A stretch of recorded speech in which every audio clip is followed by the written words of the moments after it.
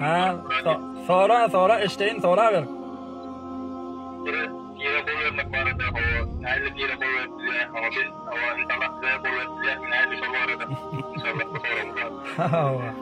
Onu konu sonra ettin ayt.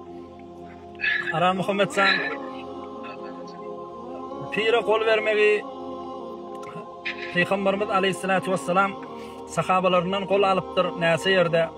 yubayi'unaka dip gelýär yubayi'unaka tahta aş-şajara beyat ettirler beyat beripdirler beyat yani bir wada bir kol vermek Türkmen kol vermek diye yani näme kolun tapşyrýan kim men şu kefim sözümde duraryn men şu din diyanatımda gaýym duraryn men näme şu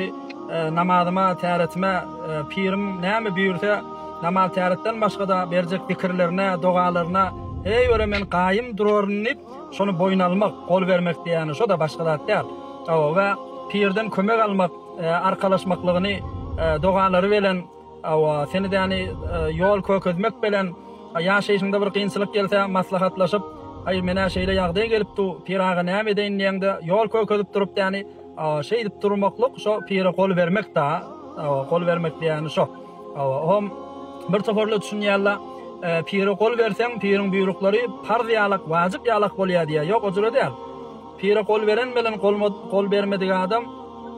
haram şol haram makruh şol makruh farz wajyp mustahab hem ameller öňkü jaýynda durýar pire kol bereniň bilen hamalan nefil namazlar boýunga wajyp bolup durmaýar da öyle yankı ýalap pir saňa arkalaşyp durýar şu ýolda ýani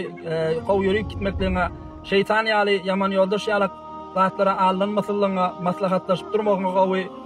näme zikirler bilen başlaýyn näme dogalary bilen öwalp gideýin şu ýoly dip pir saňa bir rehnama saňa bir ýol kökezýär da hom inşallah taala hawa eger ýaşaýyşyňyzda bir huzury bir olaýyňyzda bir şeýle bir pir baý bolsa şonuň ýani bir kadym ýol bilen gowy halatda gelýärligini bilýän bolsaňyz inşallah oňa gol berseňiz we şoň zikirleri bilen ýani meşgul bolsaňyz ol gaty gowy bolar inşallah. Awa.